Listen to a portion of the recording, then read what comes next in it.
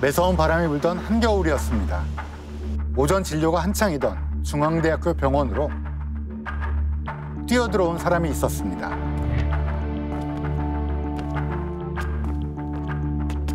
누구였나요? 형사 2명이었습니다. 위급한 환자가 있으니 당장 의사를 보내달라고 요청을 하는 것이었습니다.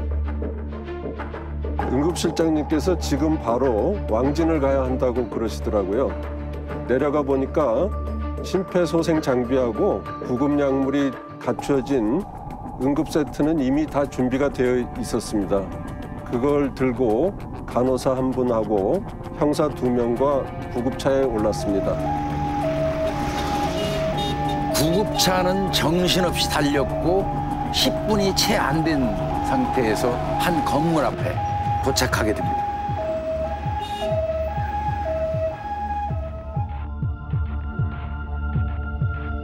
이 건물인가요?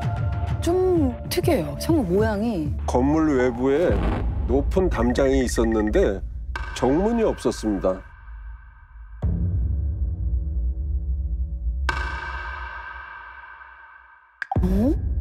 어떻게 들어가요? 형사 1분이 무전을 하니까 담장이 옆으로 미끄러지듯이 열렸습니다. 바닥에 레일이 깔려 있고 철문 위에 시멘트가 발라져 있었습니다. 미국 드라마에서나 나올 법한 기밀시설 같았어요. 들어가서 엘리베이터를 탔고 5층에서 내리니까 왼쪽 복도 끝에 창문이 한 개가 있어가지고 빛이 들어와서 터널 끝을 보고 있는 것 같은 그런 느낌이었습니다. 509호실에 문을 여니까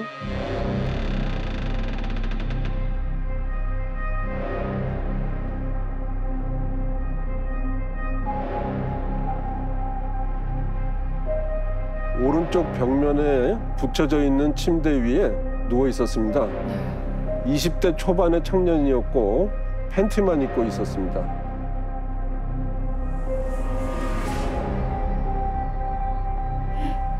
간밤에 술을 많이 마셔서 목이 마르다고 물을 찾길래 물을 주니까 벌컥벌컥 한 주전자를 다 마시더라고요. 술을 너무 많이 마셔서 아프다는 건가요? 좀 뜬금없긴 했지만 진료에 도움이 되라고 알려주는 건가 그렇게 생각했습니다. 환자부터 살펴봤는데 동공 반응도 없고 호흡도 없고 심장도 뛰지 않았습니다.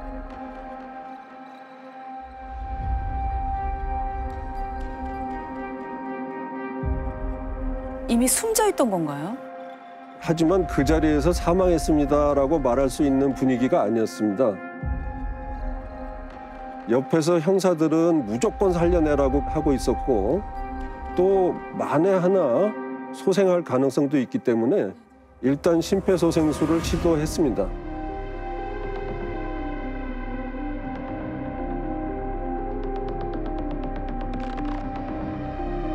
제발 좀 살아야 될 텐데. 거의 30분 넘게 심폐소생을 했는데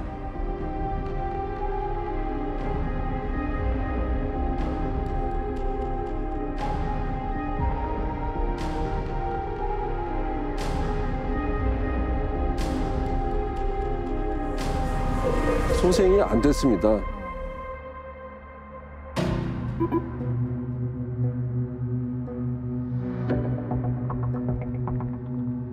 책임자로 보이는 형사가 말했습니다. 그래도 병원으로 옮겨서 전기 충격도 한번 하고 심폐소생도 다시 해야 되는 거 아닙니까? 근데 사실 이미 사망했다면 그런 시도는 사실 아무런 의미가 없습니다. 사망 장소가 병원 응급실로 바뀌면은 사망 원인을 추정할 때 중대한 오류가 생길 것 같았습니다. 자칫하면 병원에서 치료받다가 숨졌다 이렇게 잘못 해석될 여지도 분명히 있었고요. 이미 형사들은 야 담요 가져와 이러면서 시신을 옮길 준비를 하고 있었던 겁니다.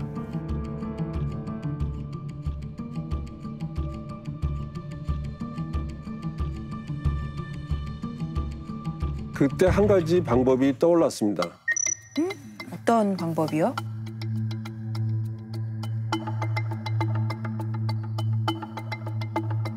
가면 바로 치료를 받을 수 있도록 준비를 해야 되니까 전화를 한 통 쓰겠습니다. 그랬더니 한 형사가 요 옆에 사무실이 있으니까 거기 가서 9번 누르고 전화하면 됩니다. 그래서 얼른 병원에 전화를 했습니다.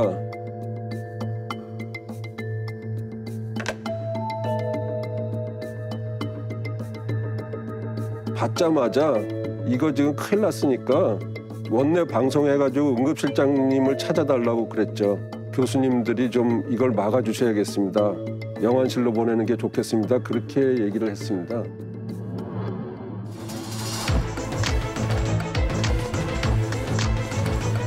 어떻게 막을 수가 있죠? 도착해서 보니까 병원 정문에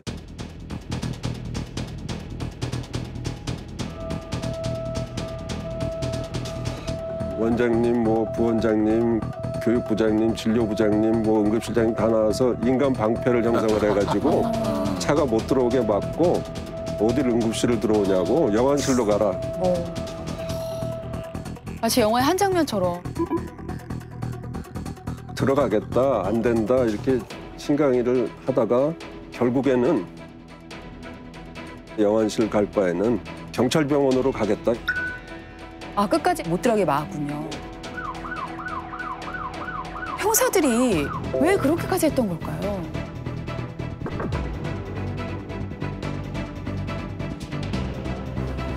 늘 하듯이 밤새 무슨 일이 있었나, 괜찮은 기사거리가 없을까 하고 대검찰청 취재를 돌고 있었습니다. 그러다 평소 친분이 있던 검찰 간부방에 들어갔는데 앉으라고 손짓을 하더라고요. 그리고 첫마디가 이거였습니다. 경찰 큰일 났어. 무슨 얘기죠? 제가 이렇게 말했습니다. 그러게 말입니다. 요즘 경찰들 너무 기세등등했어요. 무슨 일이 있는지 알고 계셨던 거예요? 저도 몰랐습니다. 그럼 모르는데. 넘겨짚은 어설프게 대응했다가는 기회를 놓칠 수도 있다는 생각에 이미 알고 있다는 듯이 맞장구를 쳤죠. 조사를 어떻게 했길래 사람이 죽는 거야. 그래서 서울지방검찰청 공안부 검사실로 뛰어들어가서 검사와 눈이 마주치자마자 경찰 조사받다 숨진 서울대생 이름이 뭐죠? 박종뭐더라. 학과는요? 언어학과 3학년. 그럼 마지막 딱 한 글자만 알면 되네요. 그 한 글자를 도저히 알아낼 수가 없었습니다. 그래서 서울대 출입 기자가 학적부를 샅샅이 뒤졌죠. 찾아내셨나요? 서울대 언어학과 3학년 박종철 군이었습니다. 아, 509호실에서 숨진 학생이 바로 박종철 군이었네요. 확인했을 때는 이미 인쇄기가 돌아가고 있었는데요. 급히 멈춰 세우고 이 기사를 사회면에 추가했습니다. 경찰에서 조사받던 대학생 쇼크사.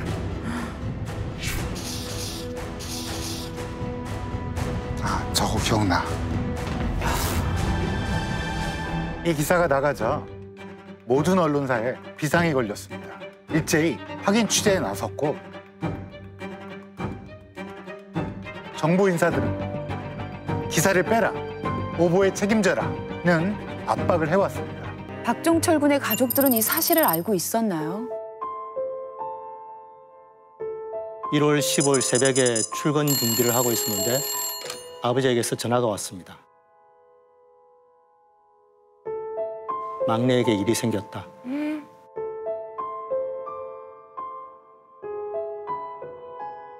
순간 섬뜩했습니다.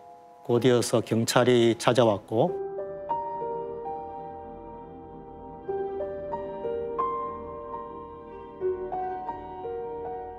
설마 죽었나요?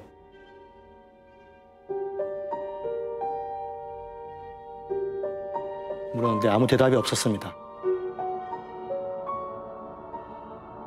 하지만 차 안에서 오가는 말들을 들으면서 동생이 죽었다는 그런 사실을 직감할 수 있었습니다.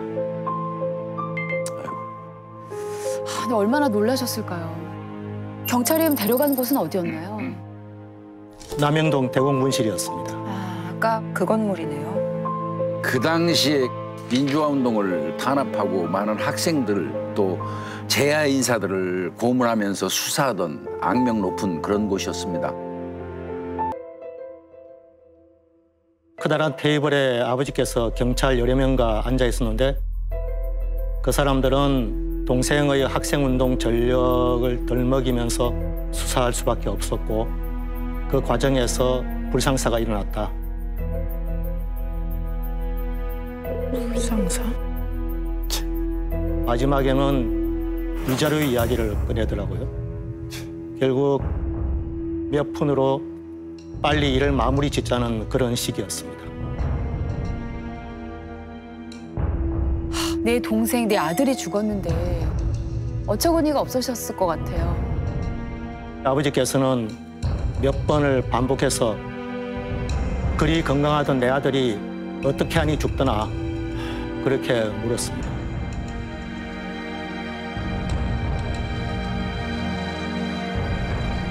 그러니까 저희를 옆방으로 데리고 가더군요. 옆방이요?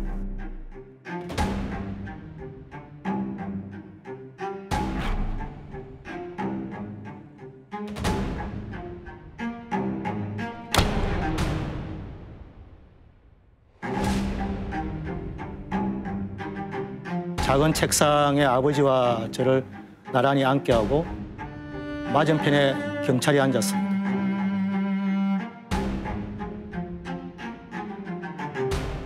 그러더니 갑자기 책상을 콱 내리쳤습니다.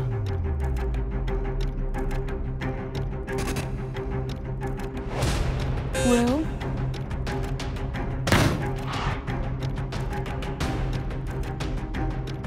경찰이 이렇게 말하더군요. 놀라셨죠? 아지님도 그렇게 놀라더니 책상이 엎어져서 죽었어요.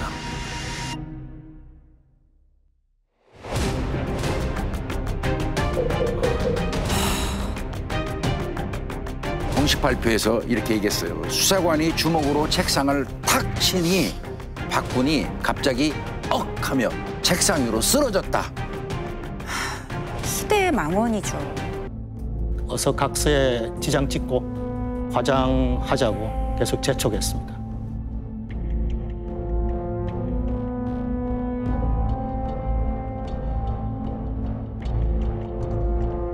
시신에 뭔가 사건의 진실을 알 수 있는 흔적이 있을 수 있으니까 이를 은폐하려면 화장이 필요했겠죠.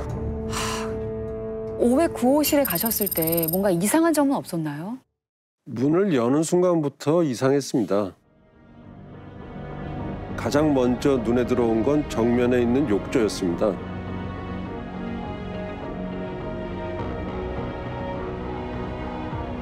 욕조? 여기 욕조가 왜 있지? 생각하면서 간이 침상 위에 누워있는 청년을 봤는데 머리카락뿐만 아니라 온몸이 다 물에 젖어 있었습니다.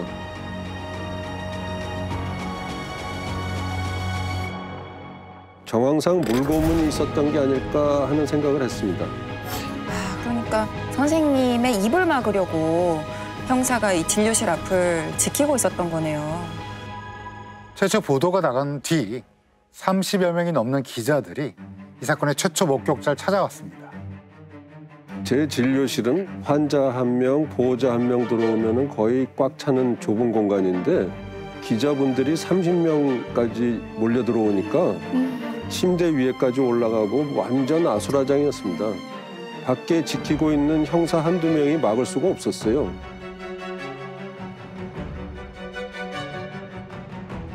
기자들한테 물고문에 대한 어떤 이야기를 언급을 하신 건가요? 굉장히 많이 고민이 되셨을 것 같아요. 물고문이라는 단어를 사용을 하면 안 될 거다라고 생각을 했습니다. 내 눈으로 본 게 아닐 뿐더러 역으로 저쪽에서 보지도 않은 걸 주장하는 걸로 봐서 말의 신뢰성이 없다. 이렇게 나올 수가 있었거든요. 본질을 흐릴 수 있을 것 같아요. 그래서 제가 본 것만 말하기로 했습니다. 욕조가 있었고 물에 젖은 청년의 모습을 얘기했고 그날 들은 것을 말했습니다.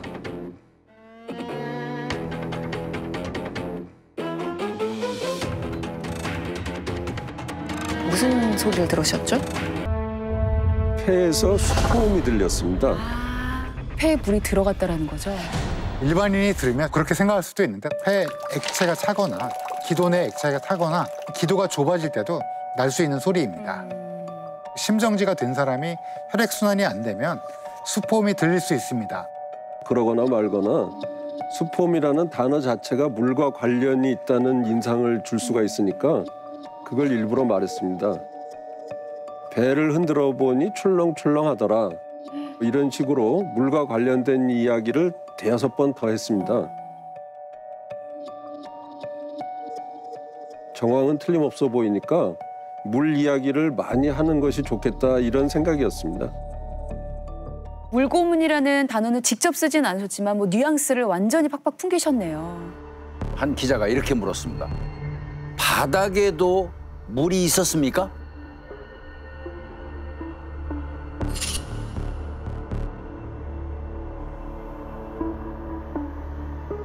물이 아주 많았습니다.